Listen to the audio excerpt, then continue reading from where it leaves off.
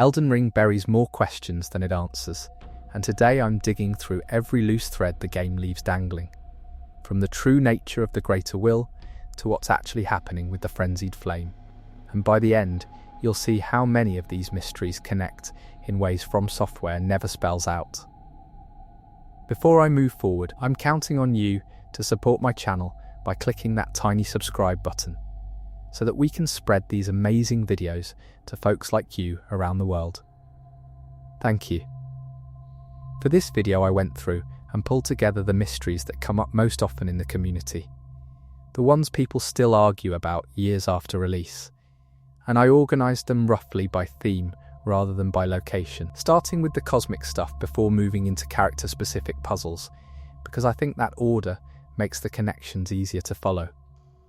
One thing I deliberately left out is the deep-rooted depths and the Miquella questline from the DLC, simply because that's its own can of worms and deserves its own video rather than getting squeezed in here. Everything else, though, is fair game, and a lot of it is going to come down to item descriptions, environmental details, and the things characters say that don't quite line up with each other.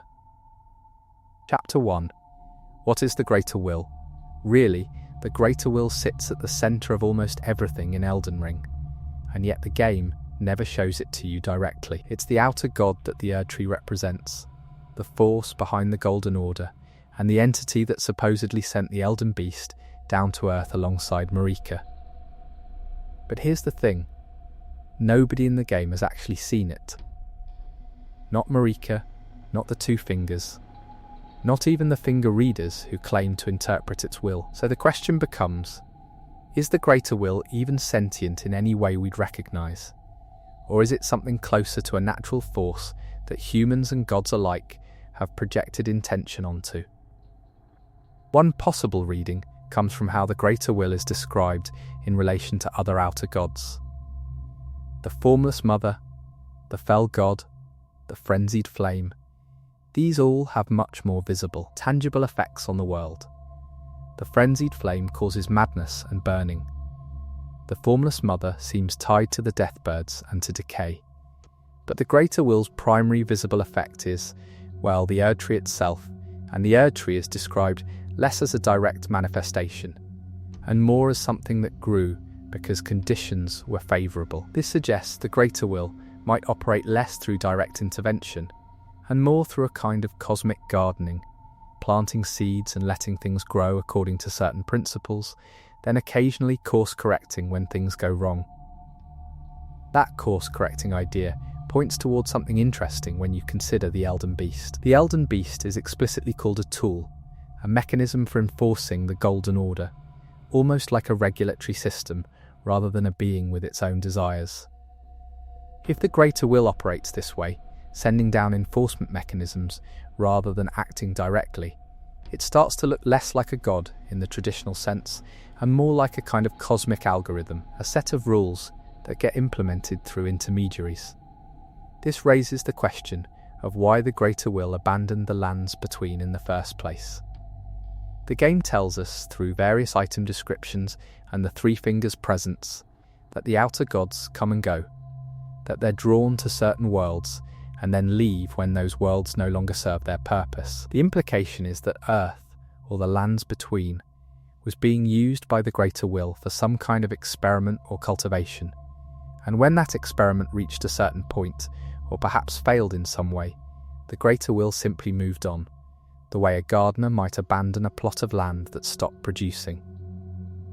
If that's the case, then everything Marika did, the Golden Order, the Erdtree, the entire civilization built around these concepts, might have been less a divine gift and more a byproduct of whatever the Greater Will was actually trying to accomplish. The humans, demigods and tarnished were never the point. They were incidental, the way insects might be incidental to a farmer growing crops. This is a bleak reading, but it's supported by how casually the Greater Will seems to have left, with no explanation, no final instructions, beyond what was already in motion. Another angle on this comes from the Two Fingers and the Finger Readers. These figures claim to channel the Greater Will's intentions, selecting candidates to become Elden Lord. But notice how vague their instructions actually are. They don't say what the new Elden Lord should do once they take the throne. They don't offer any guidance beyond the selection process itself. This vagueness could mean the Greater Will genuinely doesn't care what happens next, that the selection of an Elden Lord was the last instruction it gave before departing, and everything after that point is just momentum. The lands between running on autopilot, based on commands given long ago. There's also the matter of the Golden Order fundamentalists and the various splinter factions. If the Greater Will truly cared about maintaining the Golden Order, you'd expect some kind of divine intervention when the Order started fracturing after the Night of the Black Knives and the Shattering. Instead, nothing happens. The world is left to sort itself out through war, through the various demigods fighting over fragments of the Elden Ring. This absence of intervention during what should be a critical moment for the Greater Will's supposed plan suggests either that the Greater Will is genuinely gone and not paying attention, or that the fracturing itself was somehow part of the plan, perhaps a kind of pruning process. This pruning idea connects to a broader pattern you can see across From Software's mythology, where outer gods or similar cosmic forces seem to operate on cycles, allowing civilizations to rise and then deliberately or incidentally letting them fall, only to potentially start again with new conditions. If the Greater Will operates this way, then the entire Age of Fire that Marika represents might just be one iteration in a much longer cycle, and the choice the player makes at the end of the game, whether to restore the Erd Tree, ignite the Frenzied Flame, or pursue one of the other endings, might just be selecting which version of the next iteration gets to begin. What's notable is how little the player character, the Tarnished, actually interacts with anything resembling the Greater Will's direct will throughout the entire journey. Every instruction comes second-hand, through finger readers, through item descriptions, through the testimony of NPCs who themselves are operating on inherited beliefs. By the time the player reaches the Erd Tree and makes their final choice, they're essentially making a decision in a vacuum, with no actual confirmation that the Greater Will even still exists to receive or acknowledge that choice. This absence at the centre of the story isn't necessarily a flaw, it might be the point, a commentary on how religious and political systems often continue operating long after their original justifying authority has departed or never truly existed in the way believers assumed. Looking at the broader implications, if the Greater Will is less a god and more a kind of impersonal force or system, then the entire conflict of Elden Ring, the war for the throne, the various factions vying for control, becomes almost tragically pointless from a cosmic perspective, while remaining deeply meaningful from a human perspective. The characters within this world are fighting for control over a system whose original purpose may have already been served or abandoned, yet their struggles, their losses, their hopes remain real and consequential to them. This tension between cosmic indifference and personal stakes might be one of the most quietly devastating aspects of the entire narrative, often overlooked because the game never states it outright, leaving it to be pieced together from absences rather than presences. The question of whether the Greater Will is watching, whether it cares, whether it even exists in any meaningful sense anymore, remains unanswered by design. And that unanswered quality might itself be the most honest thing the game says about cosmic forces and the systems built in their name, that sometimes the foundations of an entire civilization rest on something that was never fully there to begin with, or that left without telling anyone, leaving everyone else to keep playing by rules whose author has long since stopped paying attention. Chapter 2: The Frenzied Flame and What It Actually Wants. If the Greater Will represents order and structure, the Frenzied Flame represents its opposite, but calling it simply chaos misses something important about how the game frames it. The Frenzied Flame is described as a force that erases all individuality, that reduces everything to a single, unified hatred, and that seeks to consume not just life, but the very concept of separation between beings. This is a strange goal for an outer god to have, and it raises the question of what the frenzied flame actually represents on a cosmic level. One reading suggests the frenzied flame might be less an outer god in the traditional sense, and more a kind of cosmic immune response, or perhaps a force that exists specifically to undo whatever the greater will and similar outer gods create. If outer gods cultivate worlds, encouraging the growth of civilizations, hierarchies, and order, the frenzied flame might represent the natural counter-tendency, the force that exists to eventually unmake all of that, returning everything to an undifferentiated state. This would make it less a villain in the traditional sense, and more a kind of cosmic constant, always present, always waiting, for whenever order becomes too rigid or too widespread. This interpretation gains support when you consider where the frenzied flame is found in the game. It's sealed beneath the capital, contained, suggesting it was once a more active presence that needed to be controlled. The implication is that long before the events of the game, the frenzied flame was a more significant threat, perhaps even more significant than the Greater Will's order, and the entire structure of the Golden Order, the Erd Tree. The laws against using the frenzied flame might have been constructed specifically as a containment mechanism, a way of keeping this force suppressed rather than simply representing the natural order of things. If that's the case, then the entire civilization we see in Elden Ring, with all its hierarchies, its demigods, its religious structures, exists in a kind of permanent defensive posture against the frenzied flame. Whether the people living in that civilization realize it or not, the laws, the customs, even the very concept of the Golden Order with its emphasis on hierarchy and proper place, might function partly as a kind of psychological and metaphysical bulwark against the dissolution the frenzied flame represents. This would explain why the punishment for those who succumb to frenzy is so severe, and why the game treats frenzy as something almost contagious, spreading from person to person. Because from this perspective, frenzy isn't just madness, it's a crack in the containment, a place where the suppressed force is leaking through. The character of Patches offers an interesting angle here, oddly enough. Patches survives the frenzied flame's influence multiple times across the series, seemingly immune to its worst effects, despite being present near sources of frenzy repeatedly. One possible reading is that Patches represents a kind of control case, someone whose fundamental nature, his self-interest, his lack of strong ideological commitment to either order or chaos, makes him resistant to a force that primarily seeks to dissolve commitments and individualities into a singular hatred.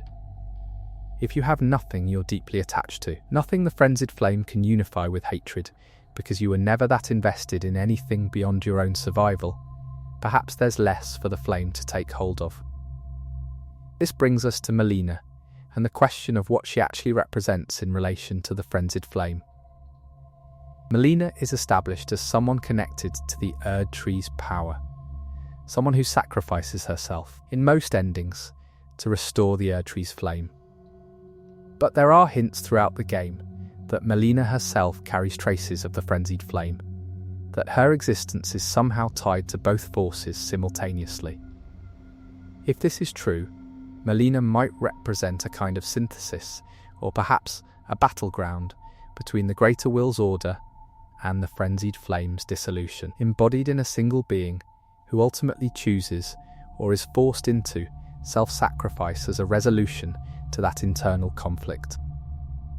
The fact that one of the game's endings allows the player to ignite the frenzied flame and effectively end all life as we know it, reducing everything to that singular consciousness of hatred, suggests the developers wanted players to seriously consider this outcome as a valid, if dark, resolution to the story. This isn't framed as simply the evil ending in the way some other games might frame a destructive choice.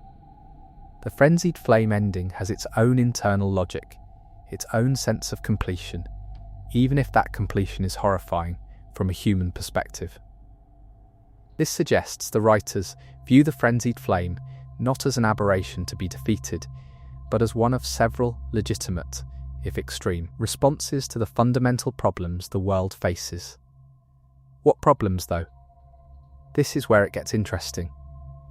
The world of Elden Ring is characterized by suffering, by hierarchy enforced through power rather than justice, by demigods who have become monstrous through their pursuit of power, and by a fundamental brokenness in the Golden Order itself, exemplified by the Omen, the Albinaurics, and others who don't fit the Order's vision of what beings should be. The Frenzied Flame's promise in this context is an end to all of that, not through reform or revolution, but through the complete erasure of the distinctions that make hierarchy and suffering possible in the first place. If there's no individuality, there's no oppressor and oppressed, no demigod and omen, just one undifferentiated consciousness. This is a horrifying solution to real problems, but the problems themselves are real, and that's part of what makes the Frenzied Flame ending land the way it does for some players. The connection between Frenzy and the Three Fingers adds another layer. The Three Fingers are explicitly tied to the Frenzied Flame, and they're located deep beneath the capital, in a location that requires passing through areas associated with the forgotten and the discarded, the subterranean shunning grounds, areas filled with omen. This positioning suggests the Frenzied Flame's presence in the world is connected to those the Golden Order has rejected, those who exist outside its hierarchy. It's almost as if the Frenzied Flame finds its strongest foothold among those the Order has failed, those who have the least investment in maintaining a system that has only ever harmed them. This raises the question of whether the Frenzied Flame is drawn to suffering, or whether suffering creates the conditions that allow the Frenzied Flame to take hold. If the latter, then the Frenzied Flame becomes almost a symptom rather than a disease in its own right, a sign that points toward the failures of the system it threatens to consume. Treating the Frenzied Flame purely as an external threat to be contained might miss that its presence and growth could be directly tied to how the Golden Order treats its most vulnerable members, the Omen, the Albinaurics, anyone deemed impure or improper according to the Order's vision. Ultimately, what the Frenzied Flame wants might be simpler than it initially appears, an end to separation, an end to the concept of self and other that makes hierarchy, oppression, and suffering possible. Whether this is framed as a tragedy, a mercy, or simply an inevitability depends largely on how you read the rest of the world's problems, and the game seems content to let players draw their own conclusions, offering the Frenzied Flame ending as neither clearly right nor clearly wrong, but as one possible response to a world that has in many ways earned its potential dissolution. Chapter 3, Who were the Carians really, and what happened to them, the Carian royal family, presents one of the more puzzling threads in Elden Ring's lore, partly because so much of what we learn about them comes through the lens of their decline rather than their height. By the time the player arrives, Caria Manor is overgrown, the Carian royal family is scattered or transformed, and the once great academy of Raya Lucaria has become something closer to a prison for its founder Renala. But the fragments we get suggest a civilization that was deeply preoccupied with the moon, with sorcery, and with a kind of intellectual or magical pursuit that set them apart from the more martial demigods like Godric or Radahn. One of the central mysteries is the nature of the Carian royal family's connection to the moon itself, specifically to an entity or concept referred to as the Elder Moon, or associated with Ranni's true form as a moon-aligned being. Ranni, we learn, isn't simply Renala's daughter in a conventional sense. She's connected to a much older lineage, possibly predating the current iteration of the Erdtree civilization entirely.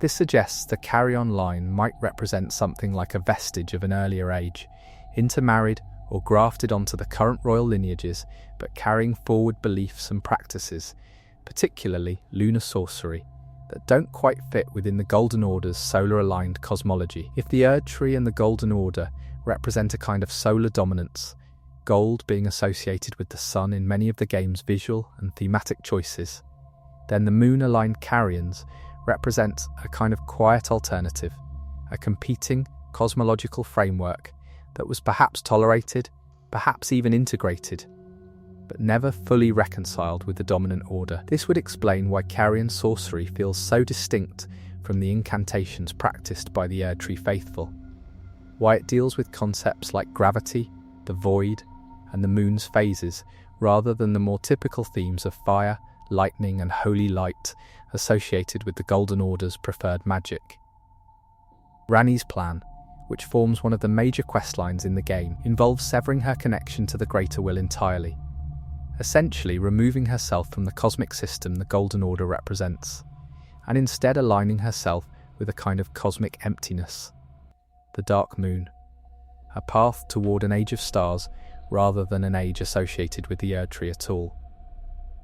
This suggests Ranni, and by extension perhaps the older Carrion tradition she represents, view the entire Erdtree Golden Order system as one option among several, not the only possible framework for organising reality, and one she's actively trying to escape or replace.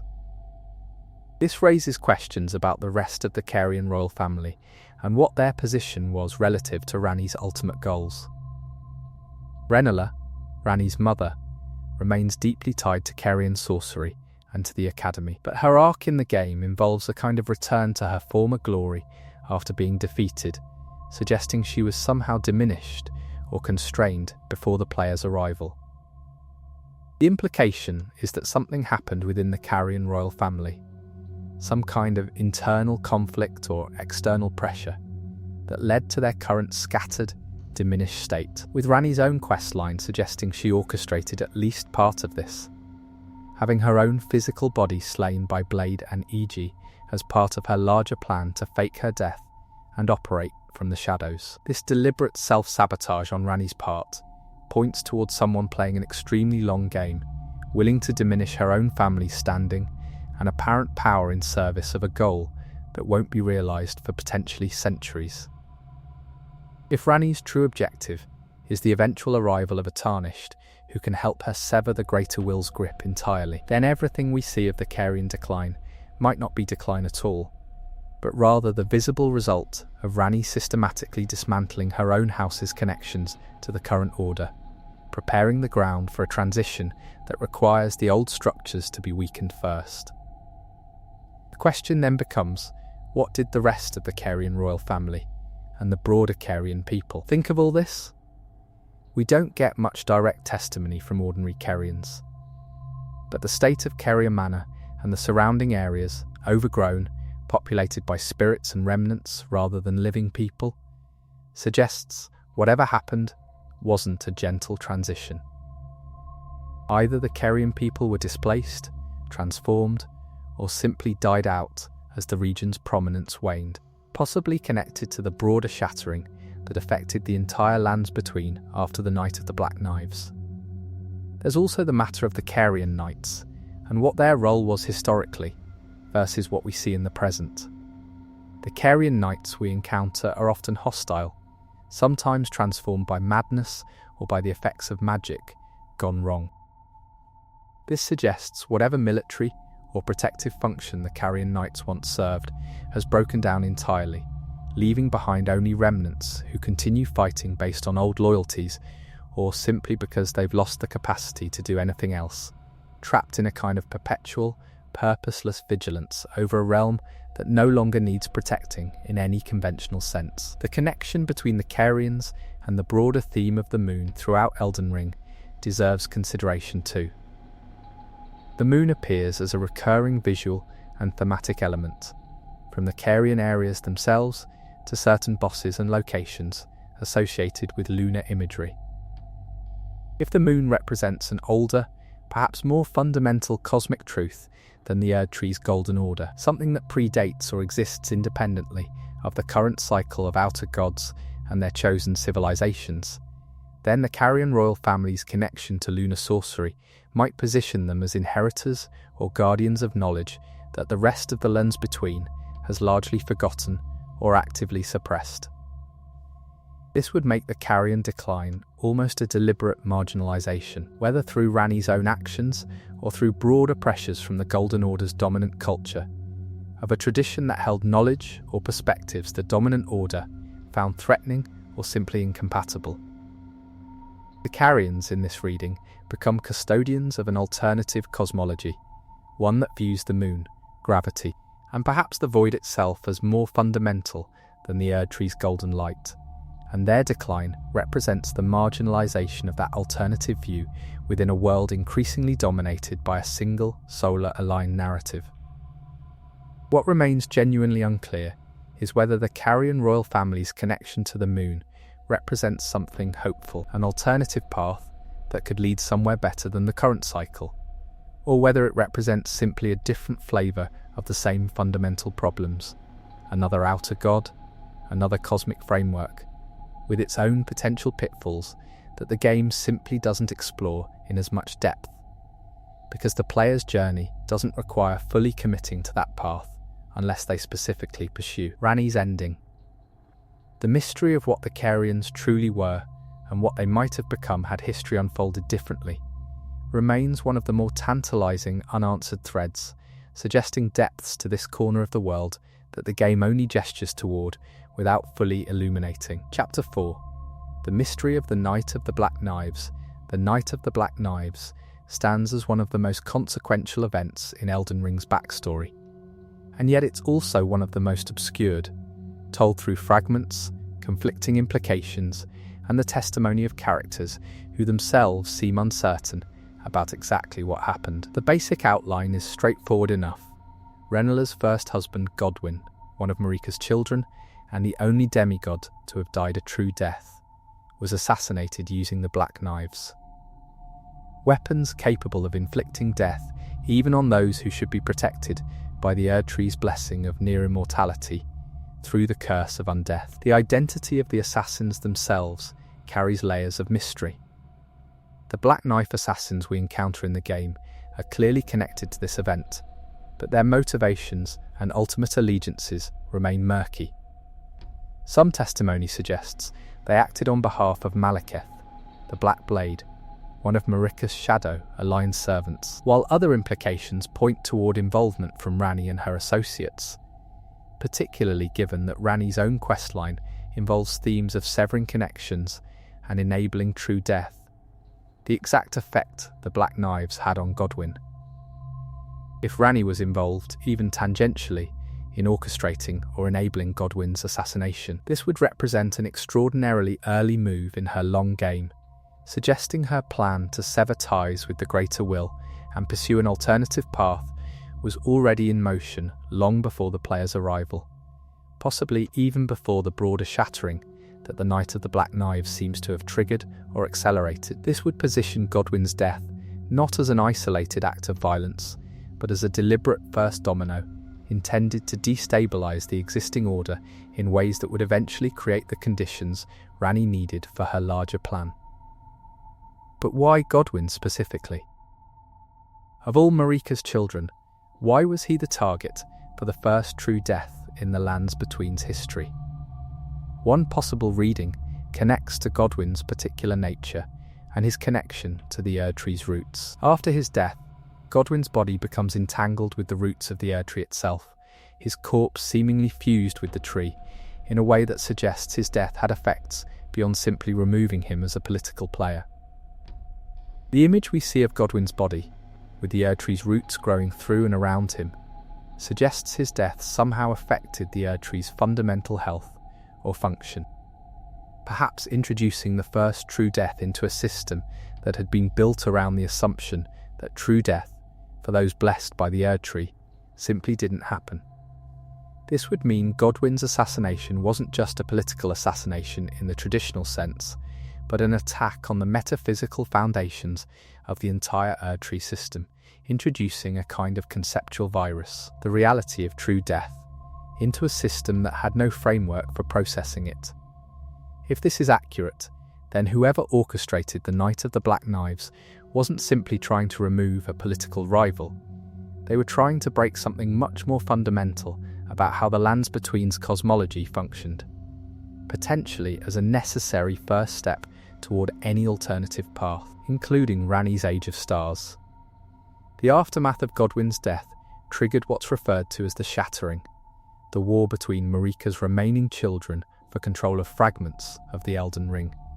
fragments that came into existence specifically because Marika herself shattered the Elden Ring in response to Godwyn's death. This raises another question. Why did Marika shatter the Elden Ring at all?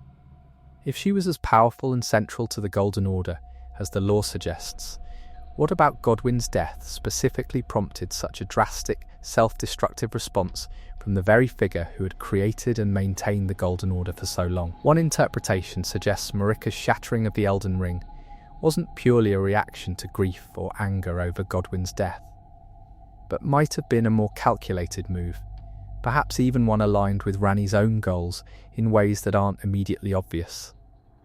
If Marika herself had grown disillusioned with the Golden Order, perhaps recognizing some of the same flaws and cosmic indifference discussed earlier regarding the greater will, then Godwyn's death might have provided both the emotional cover and the practical opportunity to dismantle a system she'd come to see as fundamentally broken or pointless, using the resulting chaos to obscure her own role in deliberately weakening the very order she'd spent ages building. This reading gains some support from Marika's broader actions throughout the established backstory, her relationship with Radagon, essentially a fragmented or dual aspect of herself, and the way she seems to operate on multiple levels simultaneously, sometimes working toward Golden Order goals through Radagon, while pursuing different objectives through her Marika aspect. If Marika and Ranni were in some sense aligned, whether through direct cooperation or through Marika recognizing and perhaps even encouraging Ranni's path as a viable alternative for the future, the Knight of the Black Knives takes on a different character entirely. Not a tragedy that befell the Golden Order from outside, but potentially a wound that was, on some level, invited or even self-inflicted by the very figure meant to embody that order. The involvement of the Black Knife assassins themselves remains tied to deeper questions about Malekith and his role. Malekith exists as a kind of shadow self, connected to death and to the concept of the destined death, the rune that was removed from the Elden Ring before it was even shattered, supposedly to prevent true death from affecting anyone protected by the Erdtree's power. If Malekith's followers, the Black Knife assassins, were responsible for Godwyn's death, this suggests Malekith either acted against the explicit purpose of his own existence, which was partly to suppress the rune of death, or that he was somehow compelled or convinced that reintroducing true death, at least selectively, served some larger purpose he understood better than most. This brings us back to the question of what the removal of the Rune of Death originally accomplished, and whether its absence created an unstable situation that eventually had to be addressed, even if addressing it meant violating the very prohibition the rune's removal was meant to enforce. If the Rune of Death's removal created a kind of pressure, a cosmic imbalance that needed release, then Godwyn's assassination might represent that release, a necessary, if violent, correction to an artificial state that couldn't be maintained indefinitely without consequences. What remains genuinely unresolved is the full chain of causation and motivation behind that single night. Was it Ranni acting alone, using the Black Knife assassins as tools? Was it a coordinated effort involving Malekith, Marika, and possibly others, each with their own reasons for wanting Godwyn removed and the Golden Order destabilised? Or was it something else entirely? An event whose true causes remain hidden even from the major players we encounter, each of whom might only understand their own small piece of a larger pattern. The Knight of the Black Knives functions almost as Elden Ring's own founding mystery, the event from which everything else in the game's present-day conflict flows, and its obscurity feels deliberate. A reminder that even the most consequential moments in history often remain only partially understood by those living in their aftermath, regardless of how directly those moments shape everything that follows. Chapter 5. What are the Omen, and why were they hidden away? The Omen represent one of Elden Ring's most visually striking and thematically loaded mysteries. Beings born with horns who are systematically hidden away, often literally buried alive beneath the earth by a society that views their existence as something shameful, something to be concealed rather than acknowledged. The most prominent omen we encounter, Morgott and Mog, both happen to be among Marika's own children, which immediately raises the question of why beings born to the very figure who established the Golden Order would be treated with such revulsion by that same order. One reading of the omen connects them to an older lineage, predating the current Erdtree civilization, possibly connected to the Giants or to some other ancient race that existed in the lands between, before Marika's arrival and the establishment of the current Golden Order. The horns themselves might represent a kind of atavism, a throwback to characteristics that were common in an earlier age, but that the current order has deemed unacceptable. Perhaps because those characteristics are associated with that earlier age's own outer god or cosmic framework, one that the Greater Will and its Golden Order specifically sought to suppress or replace. If this is accurate, then the omen's treatment becomes less about individual prejudice and more about a kind of cosmic house-cleaning, an attempt by the current order to erase visible reminders of what came before, reminders that might suggest the current order isn't as eternal or as singular as it claims to be. An omen, with their horns, becomes a walking contradiction to the Golden Order's narrative of itself as the one true, eternal framework, a living piece of evidence that other frameworks existed, and that beings born under those frameworks can still emerge even now, suggesting those older influences haven't been fully eliminated, just suppressed. This would explain the particular horror with which omen are treated, not simple aesthetic prejudice, but something closer to a taboo, a recognition, even if unconscious or unspoken, that omen represent a kind of crack in the Golden Order's claimed totality.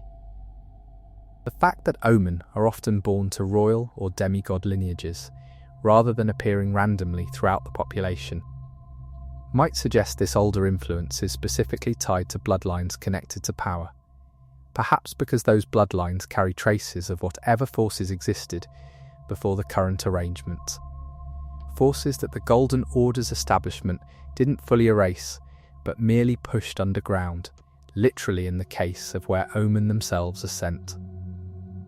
Morgott's situation adds another layer to this. Morgott isn't just hidden away, he's eventually established as the Omen King, ruling over the capital from the shadows, specifically from beneath the throne that Godfrey, the first Elden Lord, once occupied.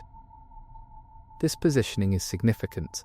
Morgott literally sits beneath the seat of legitimate power, hidden but present, ruling in secret over the same realm that publicly denies his existence and the existence of beings like him. This could be read as a kind of metaphor for how suppressed elements of a society's history or composition often continue to exert influence from beneath the surface, shaping events even while officially being denied any legitimate place. The question then becomes, what would happen if the omen were no longer hidden, if their existence were acknowledged rather than suppressed? Morgott's own actions throughout his life seem deeply conflicted on this point. He maintains the suppression of other omen, even while being one himself, suggesting he's internalized the Golden Order's view of omen as something to be concealed, perhaps believing that maintaining this suppression, even at personal cost, is necessary for the broader stability of the realm he's trying to protect from total collapse, sitting as he is, in secret, on the edge of a throne that increasingly has nothing left to rule over. This points toward a tragic reading of Morgott's character, someone who has internalized the very prejudice that has caused him and others like him such suffering, perpetuating that prejudice not out of malice, but out of a belief that the alternative, full acknowledgement of what the omen represent and what their existence implies about the Golden Order's claims to totality and eternity would be even more destabilizing than the current arrangement. Morgott becomes a guardian not just of the capital, but of a particular narrative, one that requires his own continued concealment and the concealment of others like him in order to function. Mog's path diverges sharply from Morgott's, and this divergence might represent two different responses to the same fundamental situation. While Morgott chooses concealment and a kind of grim maintenance of the status quo, Mog pursues an entirely different path, becoming Lord of Blood, attempting to use Miquella, another of Marika's children, as a vessel for a new kind of order entirely. One explicitly built around blood, rather than the golden light of the Erd tree. Mog's rejection of the concealment Morgoth embraces, his open embrace of his own nature, and his attempt to forge something new from it, might represent the alternative path, acknowledgement rather than suppression. But acknowledgement that leads toward an entirely different, and arguably equally extreme, cosmic framework. The broader population of Omen, those we encounter buried in the shunning grounds beneath the capital, living in conditions of extreme deprivation and suffering, represent the human cost of the Golden Order's need to maintain its narrative of totality. These aren't powerful figures like Morga or Mog, who can carve out their own positions, whether through concealment or open rebellion. They're simply discarded, treated as less than human, by a society that needs their existence to remain invisible in order to maintain its own self-image. This connects back to the earlier discussion of the frenzied flame and its presence in these same areas. If the frenzied flame finds its strongest foothold among those the Golden Order has failed or actively oppressed, the Omen represent perhaps the clearest example of this dynamic, a population whose very existence the dominant order refuses to acknowledge, living in close proximity to one of the most dangerous and order-threatening forces in the entire cosmology. The connection feels almost causal. The suppression and suffering of the Omen creates exactly the kind of conditions, despair, rage, a sense of having nothing left to lose, that the frenzied flame seems drawn to or perhaps even sustained by. What remains unresolved is the deeper question of what the Omen's eventual fate might be, should any of the various endings to Elden Ring actually address their situation directly. None of the standard endings explicitly resolve the Omen's status. Whether the world is restored under a new Elden Lord, whether the frenzied flame consumes everything, or whether Ranni's Age of Stars begins, the fate of the Omen specifically remains unaddressed, left as one of the loose threads that the game's conclusion doesn't tie off. This absence might itself be the point, a suggestion that even radical changes to the cosmic order don't necessarily address the social structures and prejudices that have built up around that order over time. That some forms of suffering persist regardless of which outer god or cosmic framework happens to be ascendant, because those forms of suffering are rooted in how societies organize themselves around concepts of purity, legitimacy, and belonging, concepts that can outlast the specific cosmological justifications originally used to establish them. Chapter 6: The True Nature of the Tarnished, and Why You Were Called Back. The player character, the Tarnished, occupies a strange position in Elden Ring's narrative, simultaneously the protagonist, and yet someone whose backstory, motivations, and even basic nature remain largely undefined, left for the player to interpret or simply not think about too deeply. But the game does provide some clues about what Tarnished actually are, where they came from, and why they were called back to the lands between after presumably being exiled at some point in the past. And these clues suggest a more unsettling picture than the standard hero's journey framing might initially imply. Tarnished are explicitly described as those who once bore the guidance of grace, the blessing that allows for the cycle of death and rebirth that defines much of the gameplay, but who lost that grace at some point and were exiled from the lands between as a result. The grace itself is tied to the Erd tree and to the Golden Order, suggesting Tarnished represent a kind of failed or rejected class of beings, individuals who were once part of the system the Erd tree maintains, but who fell outside it, for reasons the game never fully explains on an individual level. The calling back of the Tarnished happens specifically because Queen Marika has shattered the Elden Ring, an event that apparently weakens the boundaries that previously kept exiled Tarnished from returning. This framing suggests the Tarnished's return isn't something anyone specifically wanted or orchestrated. It's almost a side effect, exiled individuals taking advantage of a moment of cosmic weakness to attempt to return to a place that previously rejected them. The two fingers, who guide the player toward becoming Elden Lord, frame this return in terms of destiny and selection, but the underlying reality might be closer to opportunism. Exiles flooding back through a crack in a wall that was, until recently, impenetrable. This raises an uncomfortable question about what the Tarnished actually represent within the broader cosmic framework discussed earlier. If the greater will operates through a kind of cultivation, encouraging certain outcomes and discouraging others, the existence of an exile mechanism, a way of removing individuals who don't fit whatever the greater will is cultivating, suggests the Tarnished might represent something like cosmic waste product, individuals who are tried and found wanting, removed from the system not through their own choice, but because they failed to meet some standard the greater will or the Golden Order established. If that's the case, then the player character's journey throughout Elden Ring might be read, on one level, as exactly this kind of waste product attempting to re-enter a system that previously rejected them, using the chaos of the shattering as an opportunity. The various endings then become different outcomes for this attempted re-entry. Succeeding in becoming Elden Lord represents a kind of acceptance back into the system, though notably an acceptance that comes through violence and conquest, rather than through any kind of redemption or correction of whatever flaw originally led to exile. This connects to a broader pattern across From Software's games, where player characters often occupy positions of being somehow outside the normal order of things, undead in Dark Souls, hunters who don't quite belong in Bloodborne, and now Tarnished, who are specifically rejected and exiled. There's a recurring theme of the protagonist being someone the world systems have already given up on. Someone who exists in a kind of liminal space outside normal categories, which paradoxically gives them the freedom or the capability to do things that those still fully within the system cannot or will not do.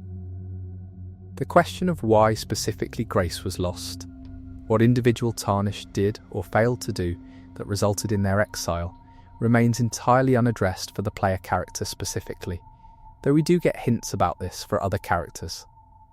Some NPCs discuss their own pasts, their own reasons for losing grace, and these reasons vary, suggesting there's no single cause, no single type of failure that results in Tarnished status. This variability might actually support the cosmic waste product interpretation.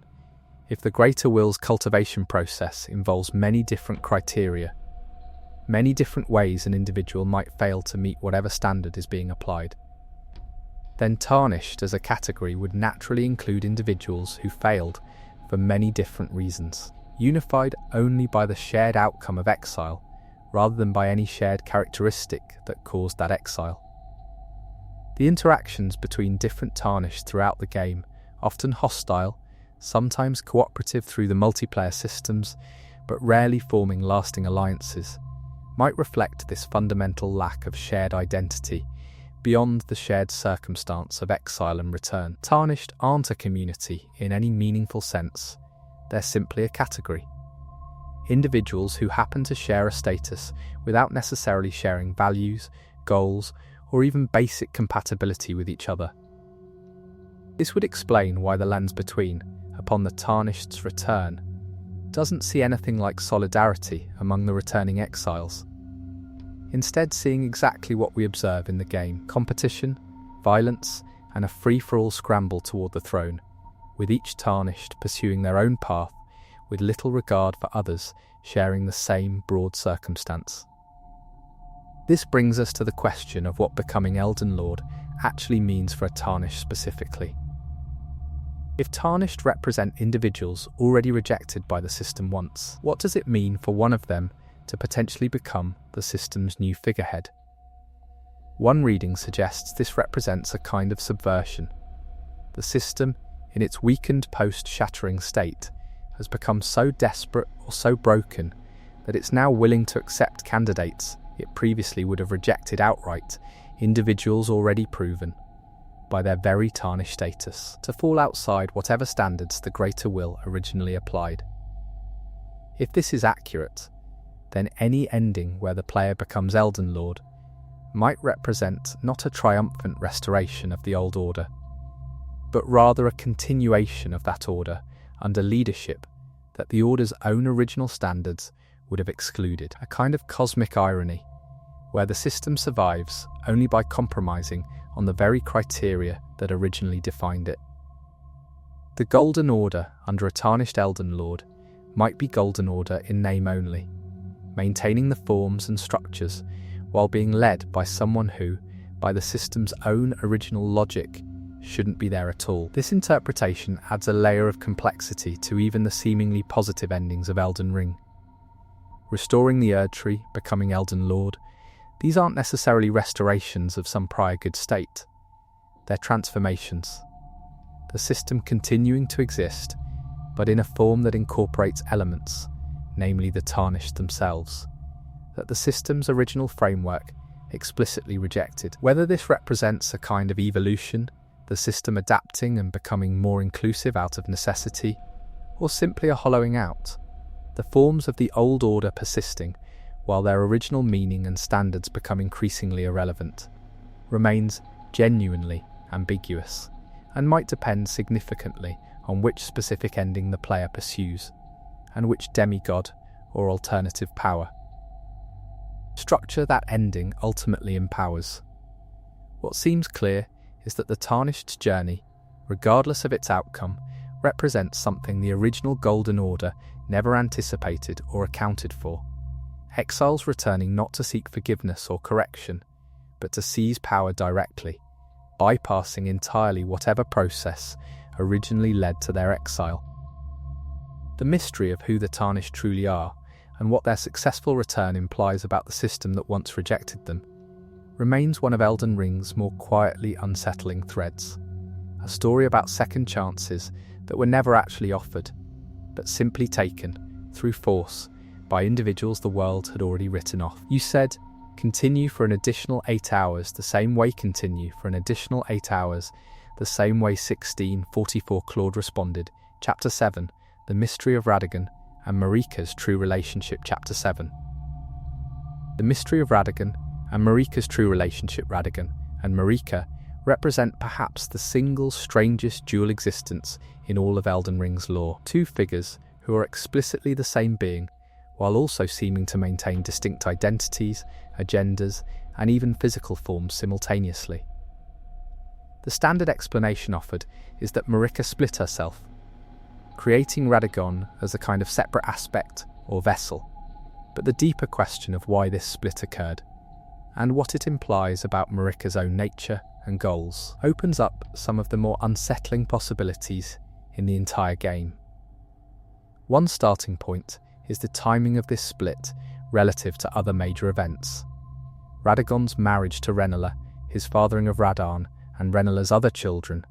All of this happens while Marika herself is also present, also acting, also having her own children with Godfrey. This suggests the split wasn't a single event but an ongoing state, Marika existing as two functioning individuals across what appears to be a significant span of time, each pursuing their own relationships, their own offspring, their own political maneuvers, while remaining, on some fundamental level, the same consciousness or the same being. This raises the question of coordination. Were Marika and Radagon in communication with each other, aware of what the other was doing, perhaps even coordinating their actions towards shared goals? Or did the split involve something closer to genuine separation, two halves of a single being operating with limited or no awareness of each other's activities, each believing themselves to be a complete individual rather than part of something larger? The game never directly addresses this, but the implications differ enormously depending on which scenario is closer to the truth. If Marika and Radagon were coordinated, working together with full awareness of their shared nature, then the entire web of relationships and conflicts between their respective children, Godwyn, Morgott, Mog, and the others on Marika's side, Radahn, Renala's children on Radagon's side, becomes something closer to a deliberately constructed system, perhaps even a kind of experiment. With Marika positioned to observe and potentially influence outcomes from multiple angles simultaneously, hedging her bets across different lineages and different approaches to power. If, on the other hand, The split involved genuine separation, with Radagon perhaps not even consciously aware of his connection to Marika for extended periods. Then the situation becomes more tragic. Two halves of a single being, living essentially separate lives, forming separate attachments, having separate children, only to eventually be forcibly recombined, as we see in the final boss encounter, where Radagon and Marika exist together in a single form, suggesting whatever separation existed has been undone, perhaps against the will of either aspect. This forced recombination at the end of the game deserves particular attention. By the time the player encounters the Elden Beast and the combined Radagon-Marika entity, the implication seems to be that the separation Marika initiated has been reversed, whether by the greater will, by the natural progression of events following the shattering, or by some other force entirely. If the split was originally Marika's choice, a deliberate strategy for whatever reason, the forced recombination suggests that strategy has run its course, or perhaps failed, and whatever benefits the split provided are no longer available, leaving Marika and Radagon to face the consequences of everything that happened during their separation, together as a single being. Once more, the presence of Godfrey in this picture adds another layer. Godfrey, the first Elden Lord, was Marika's first consort, the father of Godwyn, Morgott, and Mog. If Marika later took Radagon, in whatever form that relationship took given Radagon's nature as an aspect of Marika herself, as a second consort, fathering Radahn and others, this suggests a kind of cosmic remarriage, Marika essentially divorcing Godfrey, who we know was eventually exiled or removed from his position, in favour of Radagon, who is, in some sense, Marika herself. This framing makes the relationship between Marika and Radagon almost recursive, Marika choosing herself, in a different form, over her previous partner. What would motivate such a choice? One possibility connects back to the broader themes of the Golden Order and its relationship to outer gods. If Godfrey represented one approach to maintaining the Golden Order, perhaps a more traditional, martial approach given his background as a warrior, and Radagon represented something different, perhaps a more direct embodiment of Marika's own will without the complications of an external partner's perspective. Then the shift from Godfrey to Radagon might represent Marika consolidating control, removing external variables and instead working through an aspect of herself that would, by definition, share her exact goals and perspective. But if Radagon is simply Marika in another form, why bother with the elaborate fiction of a separate identity at all? Why not simply remain as Marika and rule directly? This is where things become genuinely puzzling, because the split seems to serve some purpose beyond simple consolidation. Otherwise, the entire charade of Radagon as a distinct figure, with his own court, his own marriage to Rennala, his own children, becomes difficult to explain. There must be something Radagon can do or represent that Marika cannot, or that Marika specifically needs done by someone who appears to be separate from her. One possible reading connects to the nature of the Elden Ring itself and the rules governing who can become Elden Lord.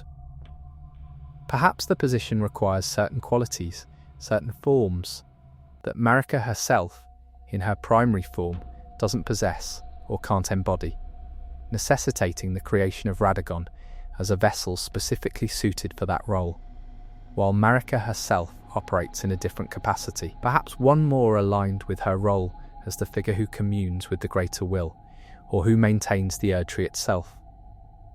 This would suggest a kind of functional division of labour, Marika and Radagon each handling different aspects of what maintaining the Golden Order actually requires, aspects that for some reason can't be combined in a single, unified form, at least not without the kind of forced recombination we see at the game's climax. The question of whether this entire arrangement was the Greater Will's idea, Marika's own innovation, or something else entirely remains unaddressed. If the Greater Will required a specific kind of vessel to serve as Elden Lord, perhaps Radagon represents that vessel, created or designated specifically to fulfill that role, while Marika herself, perhaps originally a more independent figure, was somehow bound into this arrangement, required to produce and maintain this vessel as part of whatever agreement or imposition originally established her relationship with the Greater Will in the first place. This would cast the entire Marika-Radagon relationship in a different light. Not Marika choosing to split herself for strategic reasons, but Marika being required to maintain this split as a condition of her position, perhaps even against her own preferences. The eventual breakdown of this arrangement, the shattering, the eventual forced recombination, might then represent not the failure of Marika's strategy, but the failure of a system imposed upon her, one she may have wanted to escape from the very beginning, with the shattering representing not just a political crisis, but potentially Marika's own attempt, conscious or otherwise, to break free from constraints that had defined her existence for ages. What remains entirely unresolved is Marika's own perspective on any of this. Unlike many other figures in the game's lore, we get remarkably little direct insight into what Marika herself wanted, thought, or felt about her situation, her relationships with Godfrey and Radagon, her children, or her role within the Golden Order more broadly.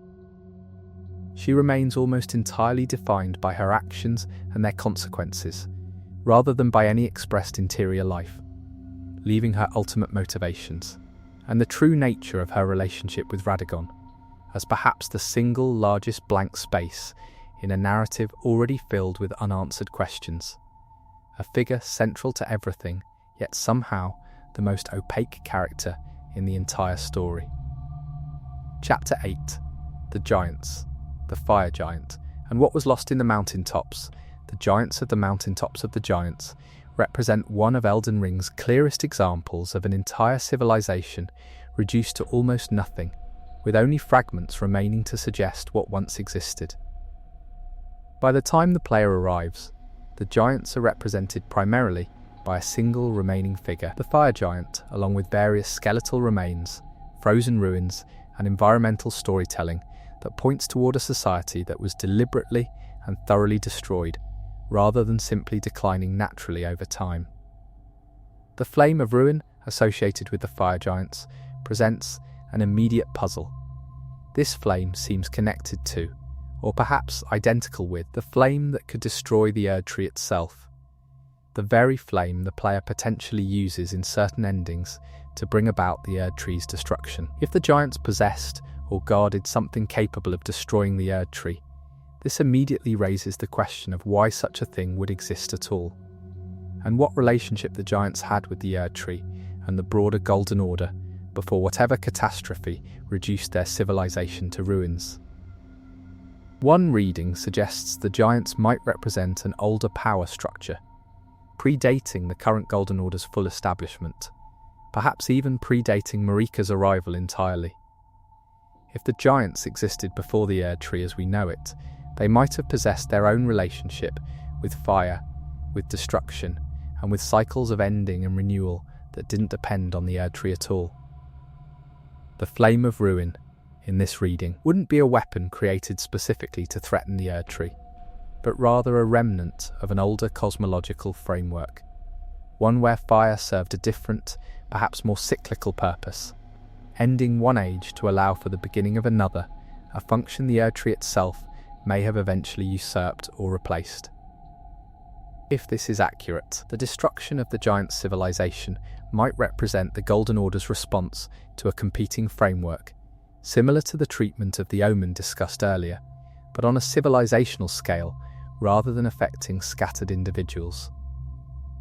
The giants, possessing the means to end the current age through the flame of ruin, would represent an existential threat to the Erd Tree's claimed permanence, not because the giants necessarily intended to use this power against the Erd Tree, but simply because its existence contradicted the Golden Order's narrative of itself as eternal and unending.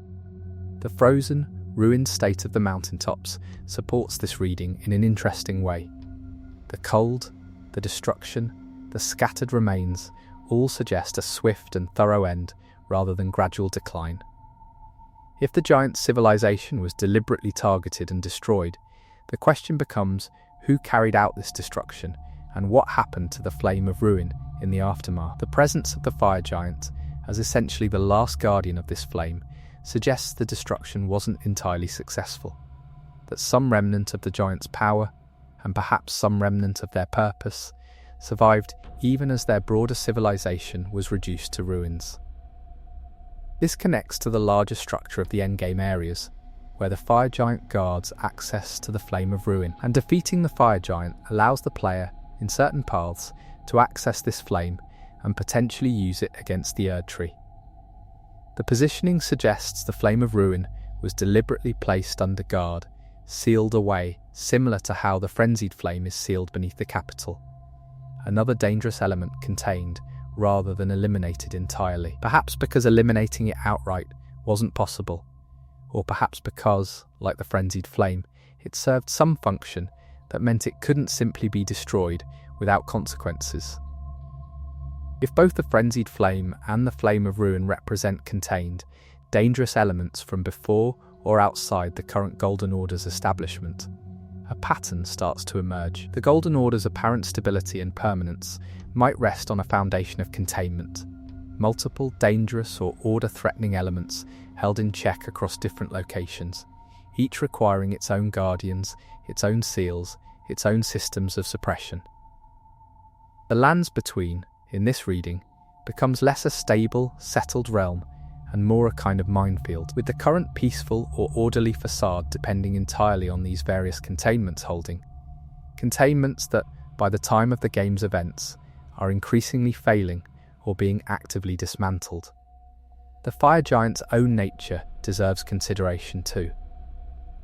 Unlike many bosses in the game, the fire giant seems less like an active antagonist and more like exactly what its position suggests. A guardian, perhaps the last of its kind, maintaining a vigil over something its entire civilization was apparently built around protecting or maintaining. The fire giant's size, its connection to the flame, its position at what feels like the literal top of the world, all suggest a being whose entire purpose has been reduced to this single function, guarding the flame of ruin, regardless of whether anyone remains who remembers why this guarding was originally necessary. This raises a poignant question. Does the fire giant know what it's protecting, or why? Or has the original purpose been lost, leaving only the function itself? An ancient duty performed long after any context for that duty has disappeared. If the latter, the fire giant becomes almost a tragic figure, the last representative of a civilization, performing a duty whose original meaning has been lost even to the one performing it, simply because that duty is all that remains, the only thing connecting the fire giant to a past that everything else about its existence has been stripped away from. The broader implications for the Golden Order's stability become significant here. If the flame of ruin represents one of several contained threats to the current order, and if the giant civilization was destroyed specifically to secure or contain this threat, then the Golden Order's establishment wasn't simply a peaceful ascendance.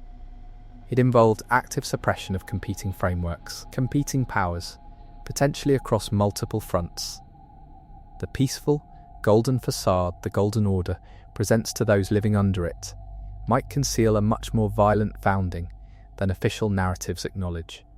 A founding built on the destruction of civilizations like the giants, the suppression of forces like the frenzied flame, and the marginalization of populations like the Omen. This pattern of suppression and containment, rather than genuine resolution or integration, might explain why the lens between, by the time of the game's events, feels so fundamentally unstable, so ready to collapse at the slightest disruption. If the entire system depends on multiple containments holding simultaneously, each one representing a potential point of failure, then the shattering and everything that follows might represent not an aberration, but an inevitability. The moment when one or more of these containments finally failed, triggering a cascade as other containments, weakened by the same broader instability, began failing as well. What remains genuinely mysterious is the full scope of what else might be contained or suppressed throughout the lands between, beyond the examples we directly encounter.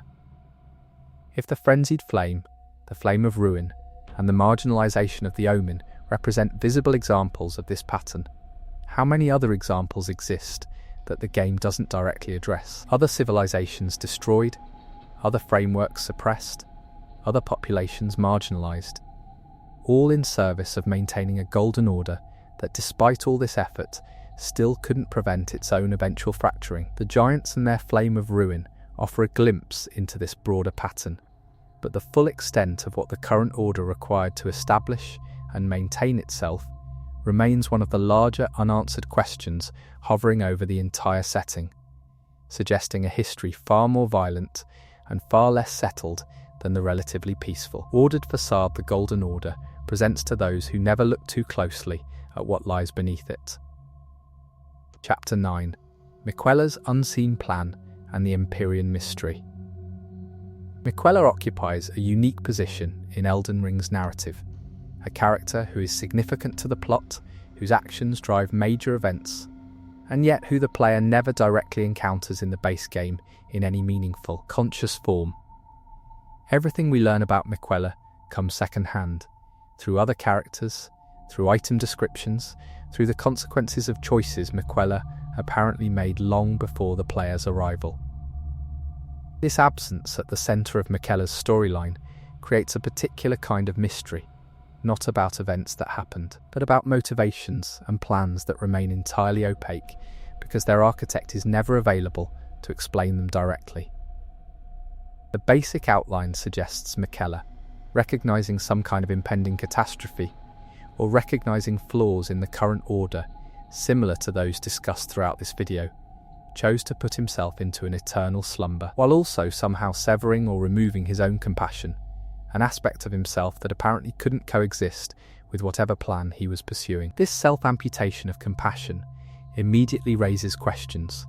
What plan would require removing compassion specifically? And what does it mean for a being who is explicitly associated with kindness and charm throughout the rest of his characterization to deliberately excise that quality from himself? One reading suggests Miquella recognized that compassion, in the context of whatever he was planning, would represent a vulnerability, a point of failure, perhaps because his plan required actions or outcomes that a fully compassionate being couldn't bring themselves to enact or allow.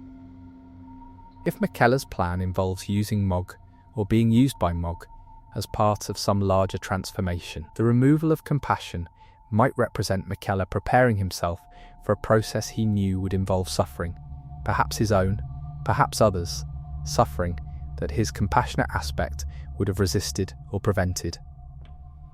This connects to the broader question of what Miquella's ultimate goal actually is. The fragments we encounter suggest something related to creating a new order, possibly an age of compassion, which seems paradoxical given that achieving this age apparently required removing compassion from its primary architect.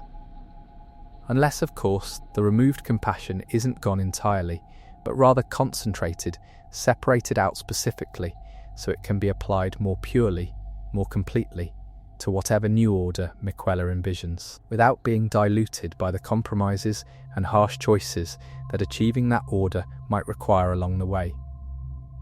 If this is the case, Miquella's plan becomes almost alchemical, a process of separation and purification, removing the messier aspects of compassion, the parts that might hesitate, that might be swayed by immediate suffering into abandoning a longer-term goal, while preserving some essential, purer form of compassion to be the foundation of whatever comes next.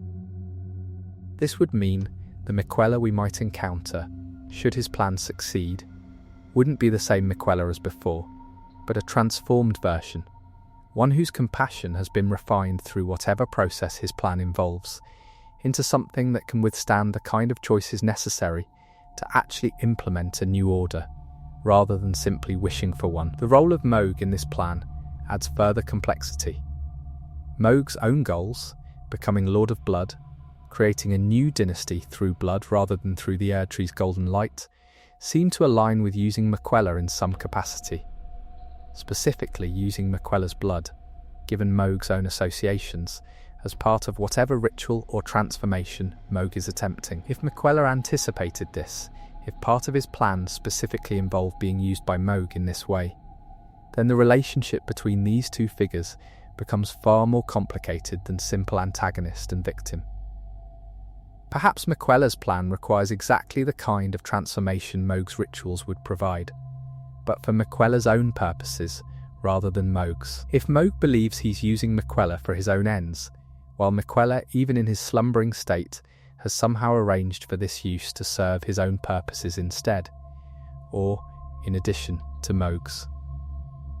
Then we have a situation where the apparent antagonist relationship masks a deeper, perhaps even cooperative, dynamic, with Mohg functioning as an unwitting tool in Miquella's larger design, even while believing himself to be the one in control. This kind of long-game manipulation echoes the earlier discussion of Ranni, another figure willing to use extreme measures, including apparent self-harm or self-diminishment, in service of plans that won't bear fruit for a long time. If Miquella represents a similar archetype, a figure playing a game so long-term that the visible state of things, Miquella slumbering, seemingly vulnerable, his compassion removed, his body potentially being used by Mohg for purposes that seem to benefit Mohg primarily. All of this might represent not Miquella's failure or victimization, but stages in a plan whose true shape only becomes visible much later, if at all. The question of what an age of compassion would actually look like, should Miquella's plan succeed in whatever form it takes, remains almost entirely speculative based on the base game's content. We know Miquella is associated with charm, with the ability to make others love him, sometimes to an extreme, almost unsettling degree, as we see with how thoroughly devoted his followers become. If an age of compassion involves this kind of charm applied at a civilizational scale, the question becomes whether this represents genuine compassion, freely given, or something closer to compulsion, beings made to feel compassion, or to feel loved, regardless of their own original inclinations. This raises an uncomfortable possibility that Miquella's age of compassion might be compassion imposed rather than compassion chosen, a world where conflict and suffering are eliminated not through addressing their root causes, but through making everyone incapable of feeling anything other than love and devotion toward whatever new order Miquella establishes. If this is the direction Miquella's plan points toward, then removing his own compassion before embarking on this plan takes on a different significance. Perhaps Miquella recognized that achieving this kind of imposed harmony would require him to do things to others that his original, perhaps more conventional compassion would have found unconscionable, necessitating its removal so he could proceed without that particular form of resistance. The broader pattern across the major figures discussed throughout this video, the greater will's apparent abandonment, the frenzied flame's promise of dissolution, Ranni's pursuit of an age of stars through severing connections to the current order, and now Miquella's apparent pursuit of an age of compassion through similarly extreme measures, starts to suggest that every available alternative to the current, clearly failing golden order involves its own form of extremity, its own potential horrors, even when the stated goal sounds appealing on its surface. None of these alternatives represent simple, clean solutions. Each involves trade-offs. Each involves its own form of erasure or transformation that might be considered as troubling, in its own way, as the problems it's meant to address. Miquella's plan remains the most obscure of these alternatives specifically, because its architect remains unconscious, unavailable, throughout the entirety of the base game's events. Whatever Miquella truly intends, whatever an age of compassion would actually entail in practice, remains locked away along with Miquella himself, leaving players to piece together fragments, to speculate about motivations and outcomes based on second-hand information and the visible effects of a plan whose central figure has, by design, removed himself from any position where he could simply explain what he's doing and why. This absence, more than almost anything else discussed in this video, exemplifies how Elden Ring handles its mysteries.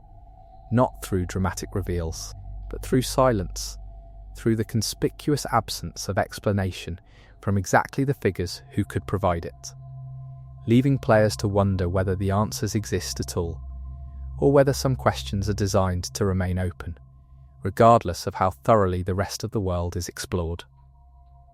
Chapter 10.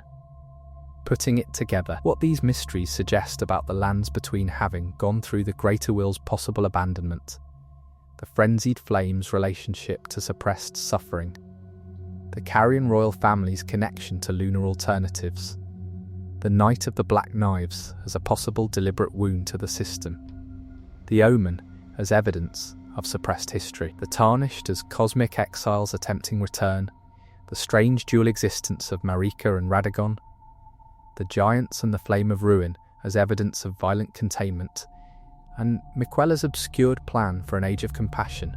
Certain patterns start to emerge that might suggest something about the lands between as a whole, beyond the individual mysteries themselves. The first pattern is containment. Again and again, we encounter forces, populations, or histories that the current order has chosen to suppress, rather than address.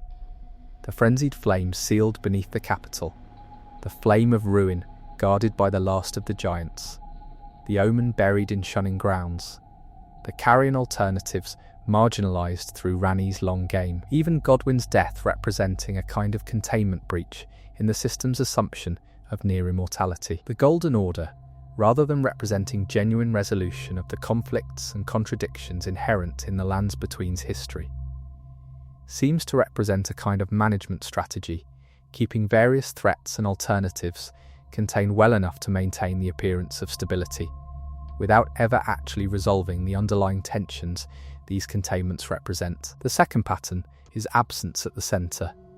The Greater Will never appears directly. Marika's true motivations remain opaque. Miquella remains unconscious throughout. Even Godwyn, whose death set so much in motion, exists primarily as an absence, a death whose ripples we see everywhere, without ever truly understanding the man himself. This recurring absence at the heart of major mysteries might suggest something about how power and authority function in the lands between.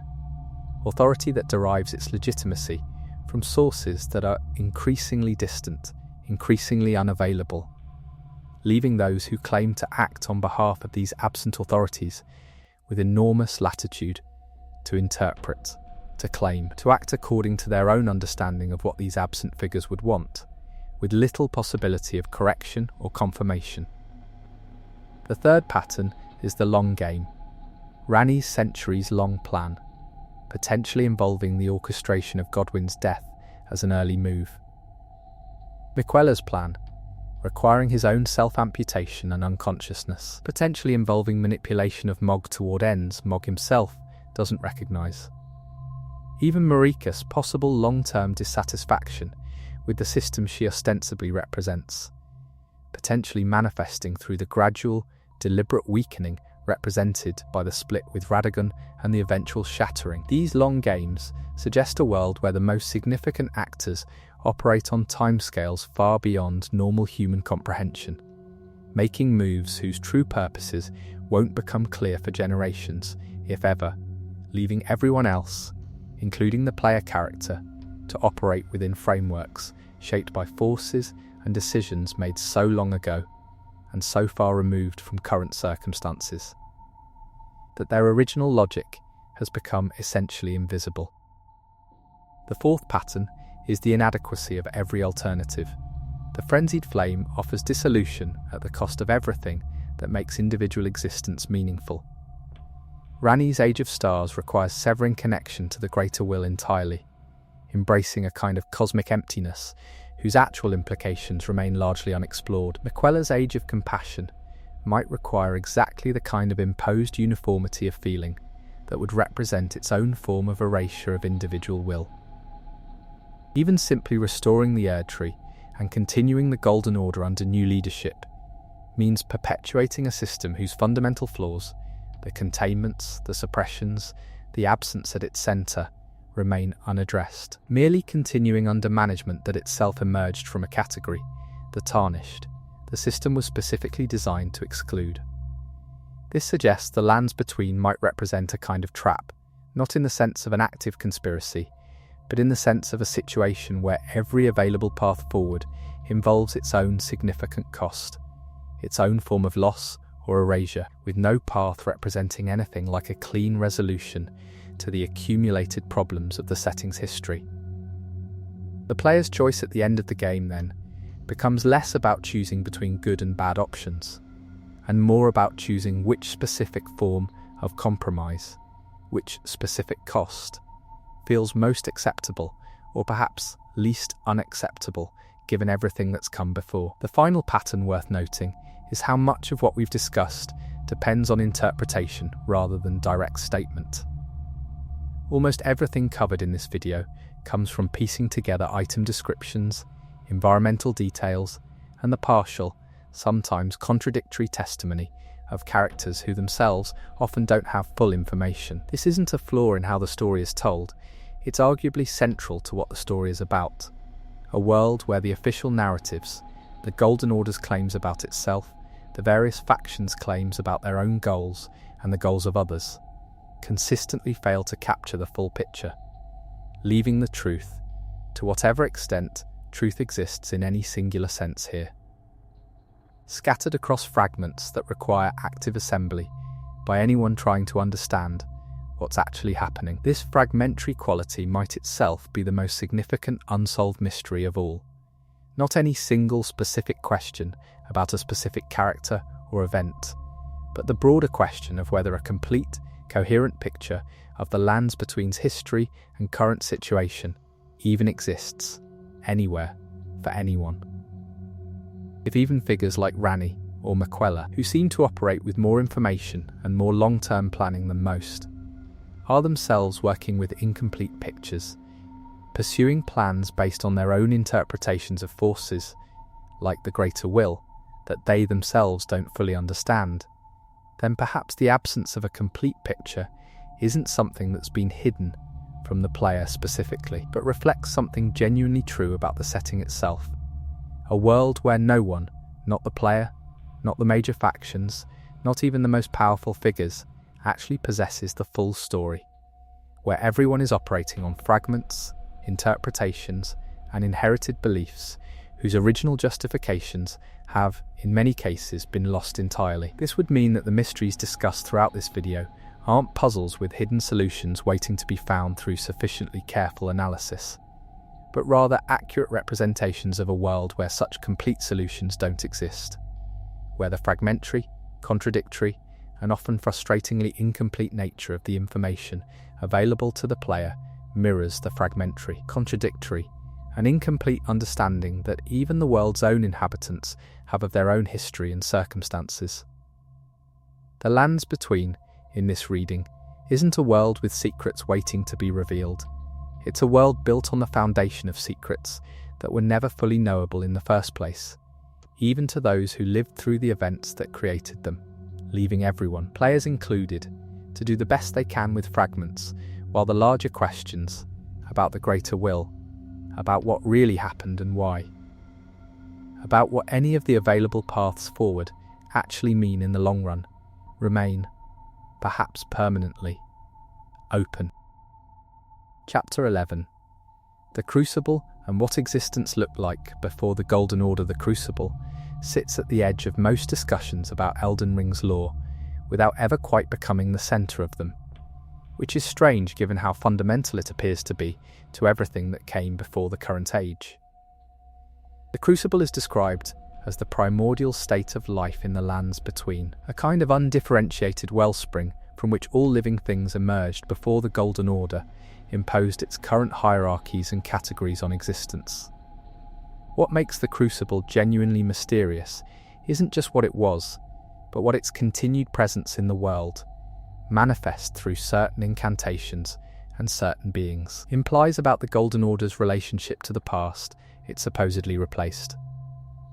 The Crucible incantations available to the player are among the game's most visually distinctive spells, allowing the player to manifest aspects of the Crucible directly: tails, horns, breath of ancient fire, wings, armoured plates of an almost archaic quality. These are explicitly described as aspects of life from a time before the current order, physical characteristics that living things possessed during the Crucible period, but which the Golden Order's vision of proper existence has since rendered obsolete or aberrant.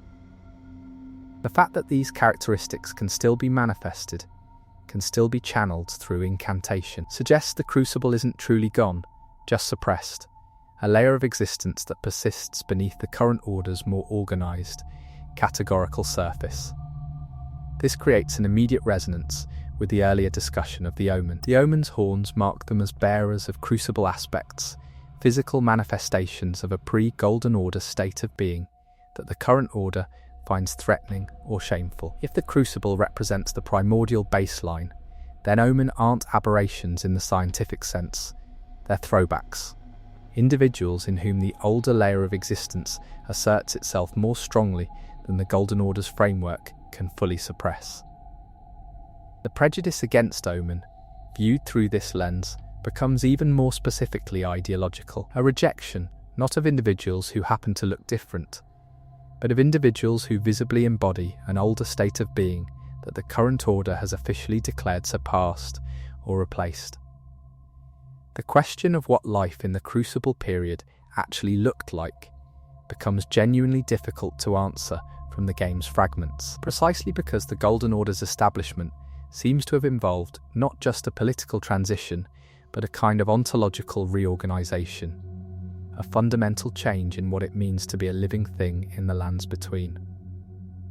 Before the Erdtree, before the Golden Order's taxonomy of properly formed beings, life apparently expressed itself more fluidly, with physical characteristics flowing more freely between states, more mixing between categories, less fixed definition of what any given creature should look like or how it should be organized.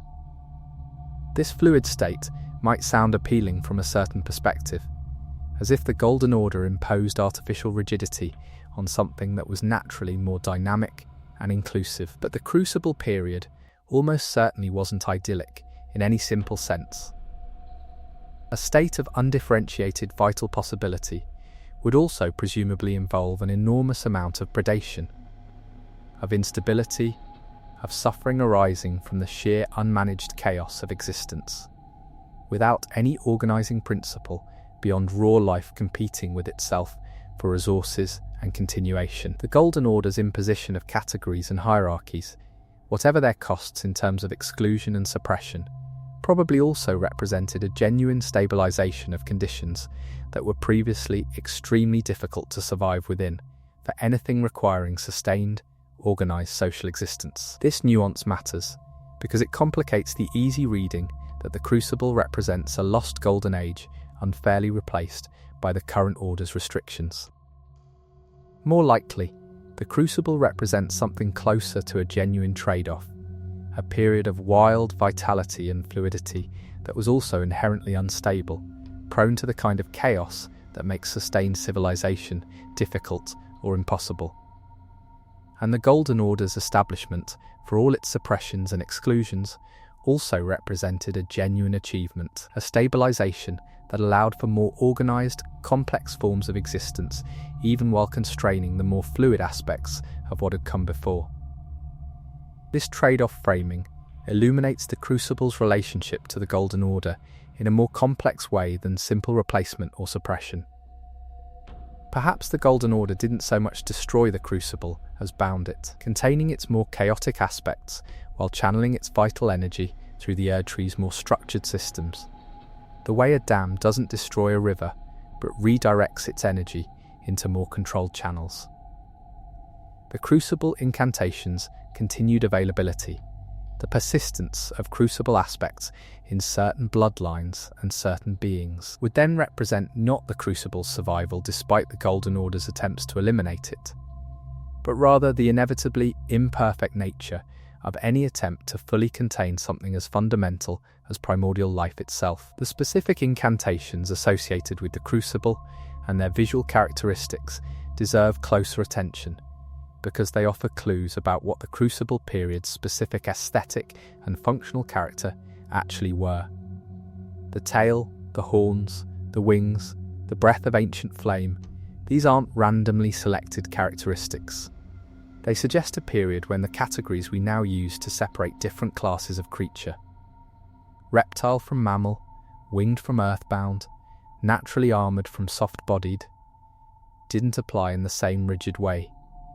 When a single living thing might possess characteristics we now associate with multiple distinct categories of being. This mixing of characteristics might connect to what certain scholars within the game's lore apparently referred to as the commingling of life, a description that suggests not just biological mixing, but something more fundamental, a period when the categories themselves, when the very concept of distinct species or types of being was less rigidly defined, when life was more of a spectrum and less of a taxonomy.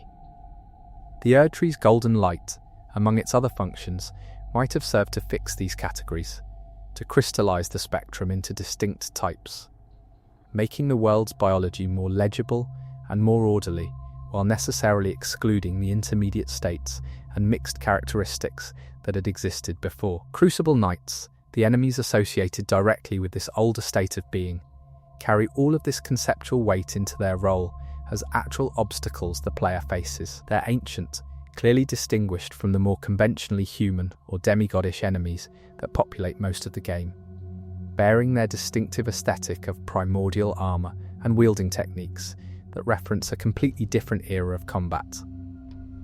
Their continued existence as guardians of Crucible-associated spaces and as bearers of Crucible aspects raises the question of who they originally served and what became of whatever power structure originally employed them. If the Crucible predates the current Golden Order entirely, the Crucible Knights might represent something like holdovers from a previous administration, warriors who served whatever organised power, if any, existed during or immediately before the Crucible period, now continuing to fulfill some function related to that prior age, even though the civilization that originally defined that function has long since been replaced. This would make them analogous to the fire giant discussed in the previous video's closing chapters, ancient guardians maintaining a vigil whose original context has been lost, continuing their function simply because that function was so fundamental to their original purpose that they have no framework for doing anything else, even as the world around them has changed beyond recognition. The connection between the Crucible and the Erdtree's own origins deserves consideration here. If the Erdtree grew in the lands between, presumably drawing on or interacting with the Crucible's primordial vital energy, its relationship to the Crucible might be less that of a replacement and more that of a parasite, or perhaps a cultivar, something that grew within the Crucible's vitality, while gradually reshaping the conditions of that vitality to better suit its own requirements, until the Crucible as an independent force was so thoroughly reorganised around the Erdtree's needs that the original state of things became nearly invisible, accessible only through specific incantations and certain resistant bloodlines that the reorganisation failed to fully convert. This would mean the Erdtree didn't conquer the Crucible in any dramatic sense. There was no war, no decisive confrontation. Instead, the Crucible was gradually absorbed, its energy redirected and its characteristics reinterpreted through the Erdtree's framework, until the original was no longer functionally present as an independent force, living on only as an undercurrent within the Erdtree's own systems. The Crucible incantations would then represent accessing that undercurrent directly, bypassing the Erdtree's restructuring to draw on the older energy that still exists beneath it, the way you might access an underlying geological layer by drilling through whatever surface deposits have accumulated on top of it over time. This interpretation would also explain why the Crucible aspects, the horns and tails, and other physical characteristics associated with the older period appear specifically in certain bloodlines rather than randomly throughout the population. If the Erdtree's establishment involved a gradual reorganisation of the Crucible's vital energy rather than a clean replacement, certain lineages might carry more concentrated traces of the original, unreorganised Crucible energy, precisely because something in their genetic or metaphysical inheritance was resistant to the reorganisation process. preserving the older characteristics in a more or less intact form, while the broader population was gradually, over generations, reorganized around the Erdtree's vision of what beings should be. The deeper question this raises is whether the Crucible period is truly past, whether the Golden Order's establishment actually changed what the lands between fundamentally is on some ontological level, or whether the Crucible simply appears to be past because the surface conditions have changed, while the underlying state of things, the primordial vitality and fluidity, persists beneath the surface, waiting for whatever reorganization has been imposed on top of it to be weakened or removed.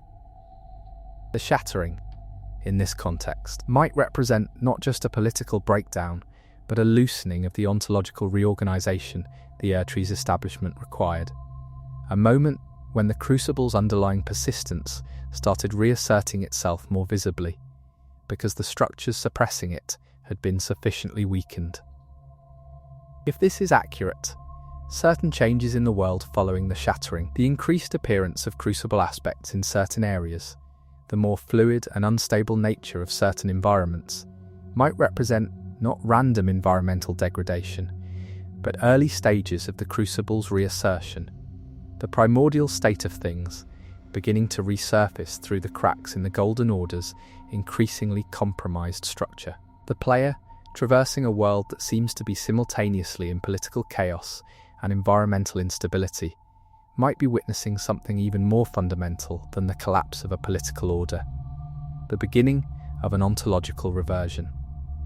The lands between starting to remember what it was before the Erdtree reorganized it into something more orderly and more limited. Chapter 12, The Rune of Death, and what mortality actually means in this world. The concept of death in Elden Ring operates on multiple levels simultaneously. Biological death, what we'd recognize as ordinary mortality, the curse of undeath that affects Tarnished and certain others. True death, as opposed to this cursed continuation. And finally, the specific metaphysical concept contained in the Rune of Death, the aspect of the Elden Ring that was removed before the shattering and kept separately by Malekith. Understanding how these different forms of death relate to each other, and what removing the Rune of Death from the Elden Ring actually accomplished, turns out to be central to understanding almost everything else about the world's current state. The Rune of Death's removal from the Elden Ring is presented as one of Marika's deliberate acts, a choice she made at some point in the deep past to reshape the fundamental nature of existence in the lands between, by effectively removing true death as a readily accessible outcome. The result, as described through various item and environmental descriptions, is a world where those blessed by the Erdtree, demigods, those with significant grace, cannot truly die in any final sense, but instead are reborn or continue existing in some form even after what would otherwise be fatal. This sounds like a gift, and within the Golden Order's framework it's presented as such, but the implications of a world where true death has been effectively removed are more complex and more troubling than a simple reading would suggest. Consider what death normally accomplishes in any ecosystem or social system. Death removes individuals who have reached the end of their productive existence, making room for new individuals who bring fresh possibilities, different combinations of characteristics, new approaches to old problems. Death also serves as a kind of correction mechanism, a check on the accumulation of power by any single individual, eventually removing anyone regardless of how much power they've accumulated. Without death as a genuine termination point, power can accumulate indefinitely in certain individuals, certain lineages, without any natural mechanism for redistribution or correction. The Golden Order's demigods represent exactly this kind of indefinite accumulation. Individuals of enormous power, maintained in existence far beyond any natural span, accumulating influence and resources across timescales that make any form of meaningful competition or challenge from shorter-lived beings essentially impossible. If a demigod cannot truly die, cannot be permanently removed from the equation, regardless of how thoroughly they seem to be defeated, then the political and social landscape they dominate becomes effectively static, frozen around whatever configuration these essentially immortal beings happen to achieve and are now perpetuating indefinitely. This raises the uncomfortable possibility that the removal of the Rune of Death wasn't primarily a gift to the Lands Between's inhabitants, but rather a mechanism of control, a way of ensuring that the particular configuration of power the Golden Order established, with its specific hierarchy of demigods and its Elden Lord structure, would persist indefinitely without the natural disruption of death gradually reshaping the landscape. If demigods can't truly die, the Golden Order as established can never naturally evolve into something different, because the same individuals who established and benefited from the current arrangement will always be present to perpetuate it, regardless of how circumstances or needs might change over time. This would make the Rune of Death's removal one of the most politically significant acts in the setting's history, effectively locking in the current power arrangement by removing the primary mechanism through which power naturally redistributes. The demigod's near immortality isn't just a cosmological feature. It's an active political tool, whether or not Marika recognized it as such when she made the decision, ensuring that whatever hierarchy she established would remain stable, essentially forever, or at least until something as catastrophic as the Shattering forced a fundamental disruption. Malekith's role as the guardian of the Rune of Death becomes more significant in this light. He doesn't simply hold a dangerous metaphysical concept in custody. He's the gatekeeper of the only natural mechanism through which the Golden Order's current arrangement could be organically disrupted or transformed. If Malekith released the Rune of Death, allowed true mortality to become available again, the entire landscape of power in the Lands Between would begin to shift, as even the most powerful demigods would suddenly face the genuine possibility of a termination point, of being permanently rather than temporarily removed from the equation. This explains why the Black Knife assassin's use of weapons derived from the Rune of Death against Godwyn was so catastrophically disruptive to the existing order.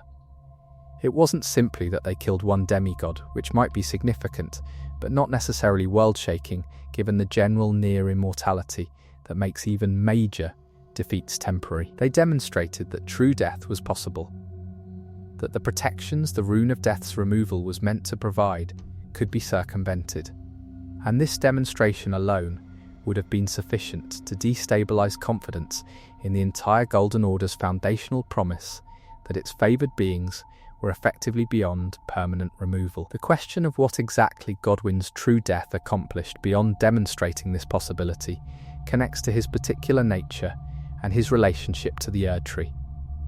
Godwyn wasn't simply a demigod who died. His death seems to have interacted with the Erdtree itself, in ways that suggest his true death introduced a kind of conceptual contamination into the system, the reality of mortality penetrating systems that had been designed to operate in its absence.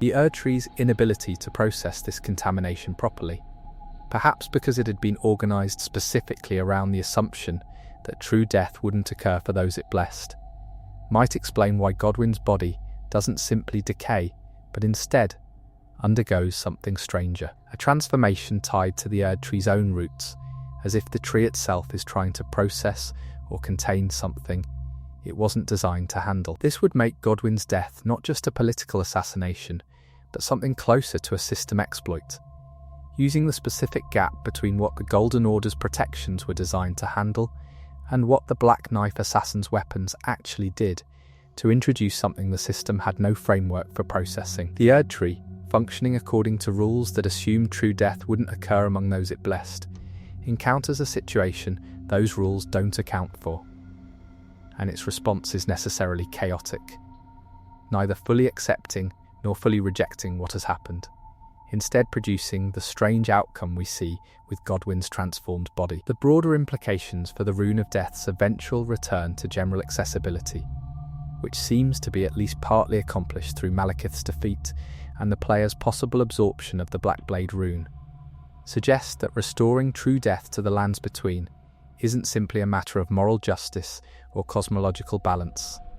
though it might represent those things as well. It represents a fundamental change in what the world actually is, a restoration of the natural mechanism through which power redistributes, and through which configurations that are no longer functioning are eventually dissolved to make room for new configurations.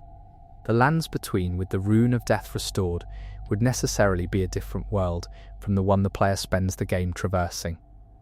One where even the most powerful beings face genuine termination rather than indefinite continuation. One where the static quality of the Golden Order's hierarchy would eventually give way to something more dynamic, simply because the natural forces of change would no longer be indefinitely suspended. The question of whether this restoration represents progress or simply a different form of disruption remains genuinely open. A world with true death restored would be less stable in some ways, more prone to the genuine loss of knowledge and accumulated wisdom that mortality necessarily involves. But it might also be more genuinely alive, more capable of meaningful change, more responsive to the actual needs of the beings living within it, rather than frozen around arrangements established ages ago by figures who can never be permanently removed from positions they've occupied long past the point where their occupation of those positions serves any useful function. What the Rune of Death ultimately represents, then, is less a specific power and more a principle, the principle that everything, even the most powerful and established beings and arrangements, must eventually end and make way for what comes next.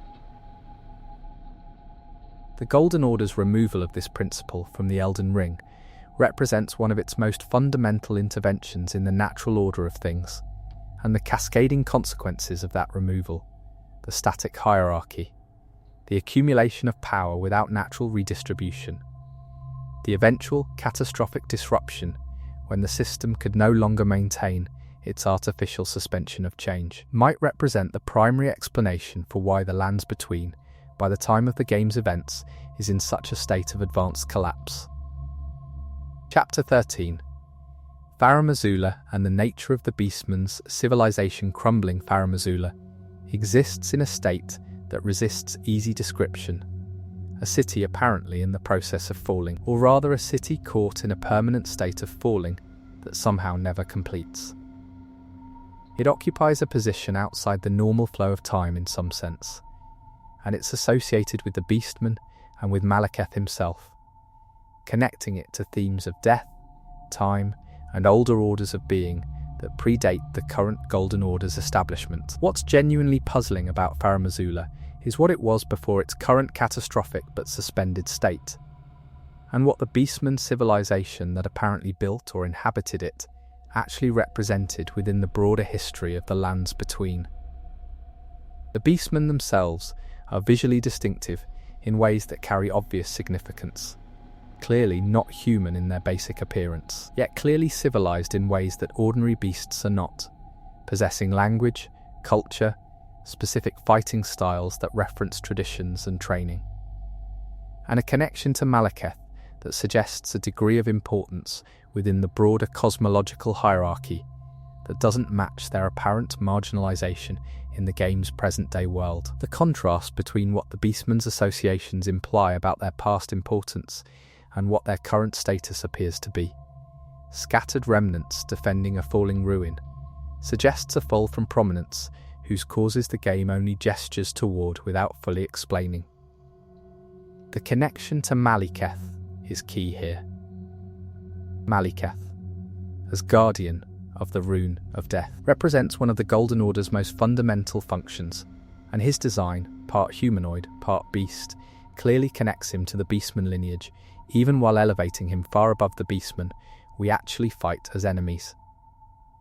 If Malekith was the most prominent representative of the Beastman lineage, elevated to a position of cosmic significance as the keeper of the Rune of Death, what does it imply about the Beastman people more broadly, that their most significant representative serves the Golden Order in this capacity, while the rest of their civilization apparently crumbles in a forgotten sky fortress? One possibility is that the Beastman's civilization predates the Golden Order's establishment, and that Malekith represents a kind of negotiated integration. The most powerful, or most significant beastman figure brought into the Golden Order's service as a way of either co-opting the beastman's power or simply securing the services of someone uniquely suited to a specific function. The beastmen as a broader people might have been left to their city in the sky, neither fully integrated into the new order nor actively destroyed, simply permitted to continue in their existing location while the world below reorganized around the Erdtree's new framework. This would explain Farum Azula's strange temporal qualities. If the city exists somewhat outside the normal flow of time, this might represent less a supernatural phenomenon and more a consequence of genuine isolation from the changes reshaping the world below. A civilization cut off from the broader flow of events, permitted to continue but not integrated, might quite literally fall out of the normal historical sequence, continuing on its own terms, in ways that increasingly diverge from whatever temporal rhythm the Erdtree's establishment imposed on the rest of the lands between. The crumbling but not fallen state might represent this temporal dislocation made physical, a place so far outside the current order's framework that even physics behaves differently there, unable to complete the natural processes of decay, because it exists in a kind of suspended moment, neither fully in the present nor fully in whatever past it originally belonged to. The storms that characterize Farum Azula also deserve attention. The constant violent tempests aren't simply atmospheric decoration. They feel like the environment itself is in a state of ongoing distress, unable to resolve into either calm or complete destruction. If the city's temporal dislocation is real, these storms might represent an environment trying simultaneously to be in multiple states, trying to complete processes that should have concluded long ago, while also still experiencing whatever current moment the player's arrival represents, the contradiction expressing itself as perpetual, unresolvable turbulence. What Farum Azula might have been in its functional state, before whatever event or series of events led to its current suspended deterioration, remains genuinely unclear. The architecture visible through the ruins, the scale, the evident sophistication, suggests a civilization capable of impressive construction and organization. The religious or ceremonial elements implied by the layout and certain specific features suggest a society with significant investment in whatever metaphysical framework the beastmen inhabited, possibly including the kind of connection to older cosmological principles, death, time, the natural cycles predating the Erdtree's establishment, that Malekith's own function suggests. If the beastmen had their own relationship to death as a natural cycle, their own cosmological framework built around mortality as a fundamental principle, rather than something to be suspended or managed as the Golden Order does with the Rune of Death, then their city in the sky might represent a final refuge for that older relationship with death, preserved at a distance from the world where the Rune of Death's removal is actively reshaping what mortality means. Malekith in this reading becomes an even more tragic figure, a beastman whose people had their own authentic relationship to death as a principle, who has been recruited into a system that treats death primarily as something to be controlled and withheld, guarding the very concept his own people might have had a more honest, less fearful relationship with. The ancient dragons associated with Farum Azula add another dimension to all of this. These dragons, clearly older than the Erdtree's dominance, given their aesthetic divergence from the more obviously Golden Order-aligned entities in the game, seem to represent their own tradition, their own cosmological framework, one in which lightning rather than golden light is the primary elemental expression. If the ancient dragons and the beastmen coexisted in Farum Azula, possibly even in some kind of functional society together, this suggests the Sky Fortress was something more than just a beastman refuge. It was a kind of confluence of older powers, multiple pre-Golden Order traditions existing together in a space elevated above and separated from the reorganization happening in the world below. This would make Farum Azula's fall, or rather its suspended falling state, represent something significant beyond the fate of one civilization. It would represent the fragmentation of an older alliance or coexistence. The ancient dragons and the beastmen no longer functioning together in whatever way they previously had, each deteriorating according to their own trajectory, while the space they shared together continues to exist in its strange, temporally dislocated state. The player's arrival in Farum Azula, traversing both beastman remnants and ancient dragon territory, while seeking Malekith, would then represent an intrusion into this fragmented older order. A visitor from the Erdtree's world penetrating a space that exists partly as a memorial to what existed before that world established itself. Chapter 14.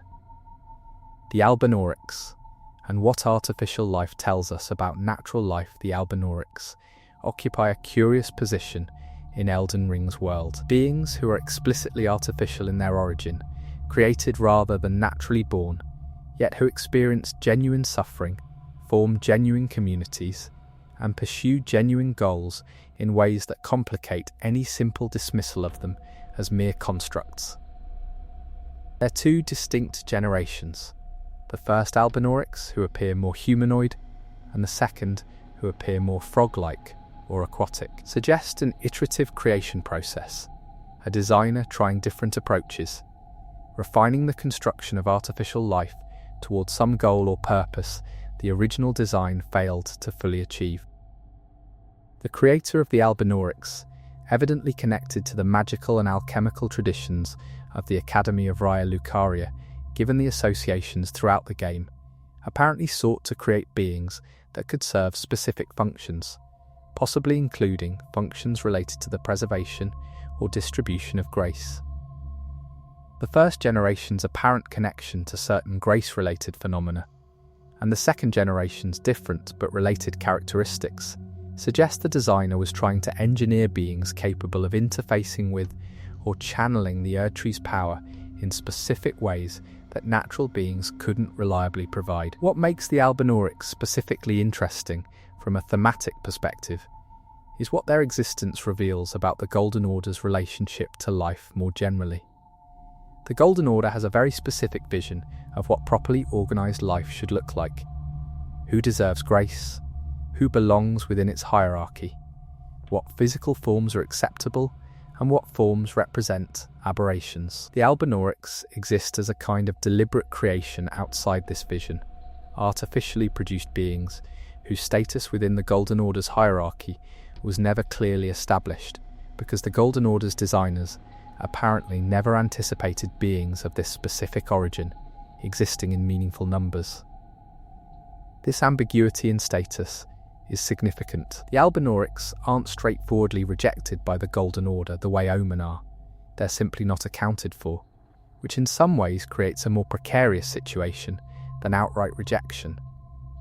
Beings who are explicitly rejected at least have a defined, if terrible, position within the social order. Beings whose existence the social order simply doesn't account for exist in a kind of permanent provisional state, their status dependent entirely on the immediate circumstances and the attitudes of whoever they happen to be dealing with at any given moment, with no established framework protecting them or even clearly defining what protections they might or might not deserve. The communities the Albinaurics form, particularly in areas like the consecrated snowfields and beneath Lake Liurnia, suggest beings who have responded to this provisional status by forming strong internal solidarity, relying on each other in the absence of any external framework reliably extending them protection or recognition. These communities have their own culture, their own religious practices, their own understanding of their place in the world, developed not from within the Golden Order's established framework,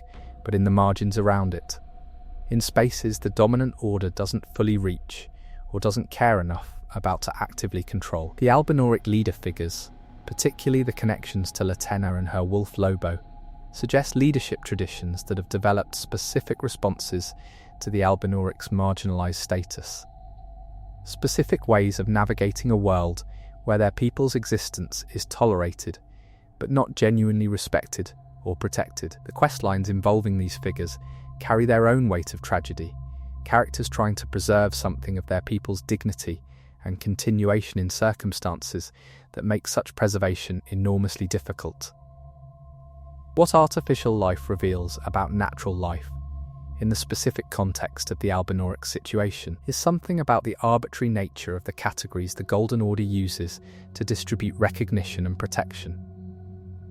The distinction between naturally born and artificially created beings shouldn't necessarily determine how much suffering those beings experience or how much weight is given to their interests. Yet the Golden Order's framework, designed around naturally occurring beings and their relationships to the Erdtree's grace, treats the distinction as significant simply because it was never designed to address artificial life at all.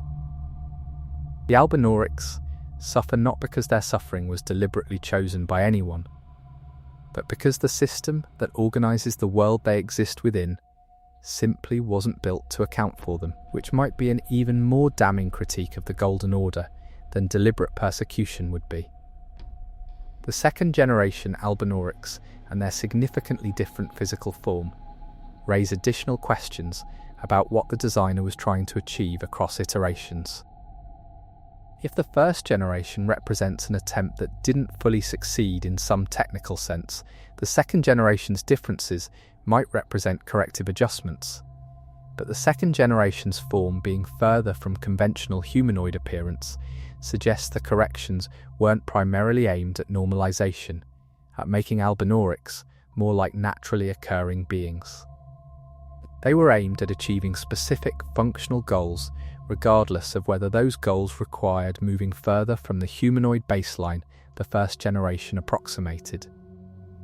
This suggests the creator was prioritizing function over cultural acceptability, designing for what was needed rather than for what would be most easily integrated into existing social structures. The result is a second generation that, while perhaps more capable in specific ways, is also more immediately visually distinct from the beings the Golden Order was designed around, creating an even more complicated relationship with that order and its expectations. The Albinaurics' tragedy is thus partly a tragedy of design priorities, the creation of beings whose functional purpose and social viability were never balanced, leaving the created beings to manage the consequences of choices made for them by their creator, without any input from them about what they might find sustainable. Chapter 15. The Lands Between's Geography as Cosmological Statement. Elden Ring's map, at first glance, seems like a fairly conventional game world. Diverse biomes arranged for player exploration, each with its own aesthetic and challenges. But looking more carefully at the geography's internal logic, the specific placement of locations relative to each other and relative to the Erdtree starts to reveal something that looks less like arbitrary design and more like a cosmological statement, the physical world arranged to reflect and reinforce the metaphysical hierarchy of the Golden Order. The Erdtree sits at roughly the centre of the Lands Between, visible from virtually everywhere, an unavoidable visual reference point that literally and figuratively anchors the landscape around itself. Everything else exists in relationship to this central point, arranged outward in patterns that seem to reflect the varying degrees of the Erdtree's influence and the varying degrees of each region's alignment with or deviation from the Golden Order's priorities. Lendel, the capital, clusters around the Erdtree's base, as close as organised human civilization can get to the source of the Golden Order's power.